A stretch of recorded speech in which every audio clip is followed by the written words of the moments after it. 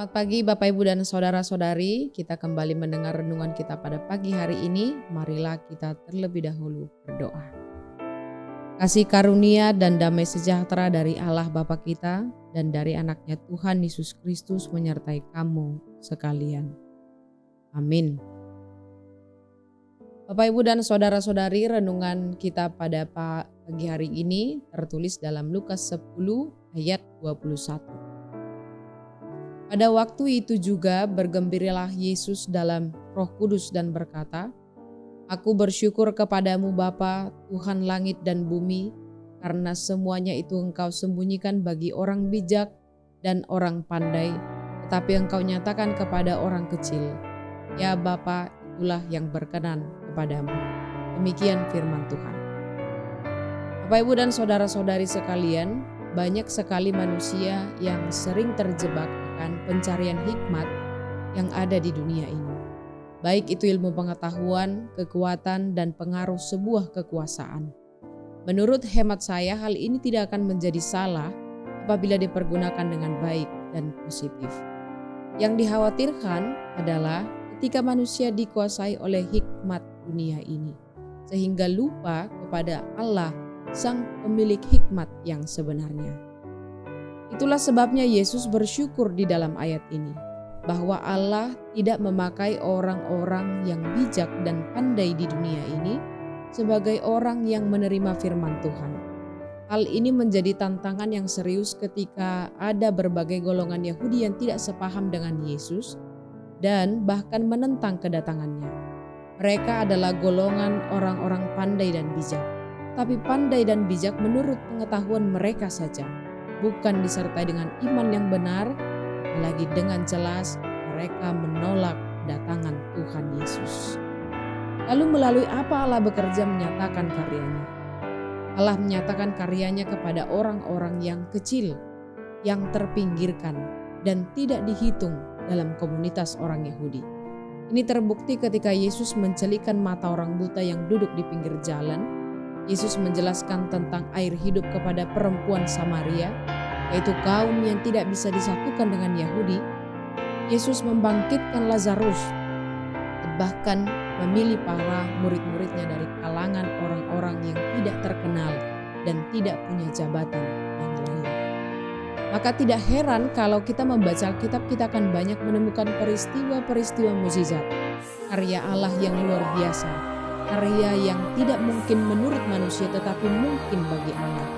Hal ini juga terbukti di HKBP Cijantung. Layanan kepada jemaat berkebutuhan khusus adalah bukti bahwa Allah juga berkarya dan mengajarkan hikmat kepada kita melalui orang-orang yang spesial. Oleh karena itu tidak sejengkal pun kita bisa mengukur kekuatan Allah.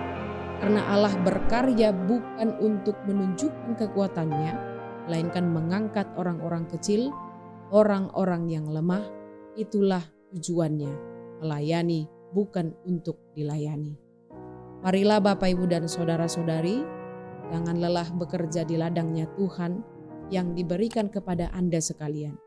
Yesus sudah memberikan contoh konkret yang berkenan di hadapan Allah, bahwa pelayanan kita harus dimulai dari yang terkecil, yang tidak dihitung, dan bahkan yang terhina dari antara yang lainnya. Tetapi percayalah, dari sana Allah akan berkarya bagi Anda. Roh Kudus bersedia membimbing kita kepada sehingga kemuliaannya semakin nyata di tengah dunia ini. Selamat mempersiapkan diri menyambut hari peringatan turunnya Roh Kudus. Amin. Mari kita berdoa. Bapa di dalam sorga, terima kasih pada pagi hari ini kami boleh mendengarkan firman-Mu. Kami bersyukur kami boleh menerima hari yang baru melalui malam yang gelap, dan Engkau masih menyediakan kehidupan yang baru bagi kami. Kami bersyukur firman-Mu hari ini membekali kami untuk memulai segala aktivitas dan pekerjaan kami di sepanjang hari ini.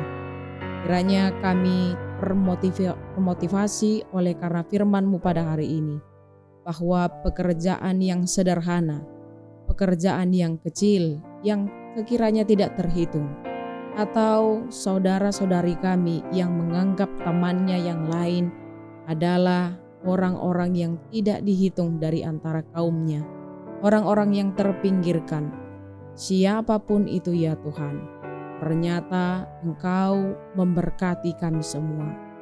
Engkau memperhatikan kami satu persatu, tidak dibatasi oleh status sosial, tidak dibatasi oleh jabatan atau kekuasaan, tetapi semuanya adalah sama-sama diberkati dan baik di hadapan Allah.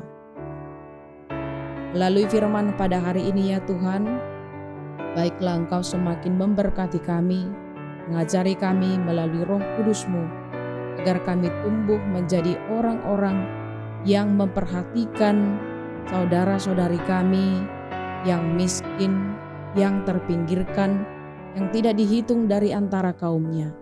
Karena kami percaya bahwa Allah juga bekerja daripada mereka. Bahkan orang-orang yang tidak memiliki anggota tubuh yang lengkap, Tuhan juga berkarya melalui mereka. Bapa di dalam sorga, kami juga mengucap syukur pada saudara-saudari kami yang hari ini berulang tahun, dan kepada keluarga yang merayakan ulang tahun pernikahannya. Kami percaya mereka memperoleh umur yang panjang ini daripada Tuhan. Maka kami mohon kehadapan-Mu agar Engkau masih melimpahkan berkat-Mu yang baru bagi mereka, mengisi kehidupan mereka hari-hari dengan berkat-Mu dan juga bimbingan Roh Kudus. Kiranya semakin mereka bertambah umur, semakin umur pernikahan mereka bertambah, kasih Tuhan juga bertambah, dan iman mereka juga semakin tua, semakin bertumbuh kepada Tuhan Yesus Kristus. Bapa di dalam sorga, saudara-saudari kami yang sedang terbaring sakit pada saat ini, kami bawa ke hadapan-Mu ya Tuhan. Kami mohon Engkau memberikan kesembuhan kepada mereka, menambahkan kesehatan kepada mereka. Kiranya melalui usaha medis, perawatan, melalui makanan, minuman, dan juga obat-obatan, Engkau memberkati segala usaha itu menjadi berkat kesembuhan bagi mereka satu persatu. Bapa di dalam sorga, kami adalah orang-orang berdosa. Kami mohon ampun atas segala kesalahan kami. Melalui nama anak-Mu Tuhan Yesus Kristus kami berdoa dan mengucap syukur.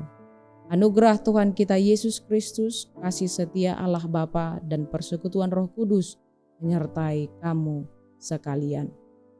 Amin. Selamat pagi Bapak Ibu dan saudara-saudari, selamat beraktivitas, tetap semangat, Tuhan Yesus memberkati.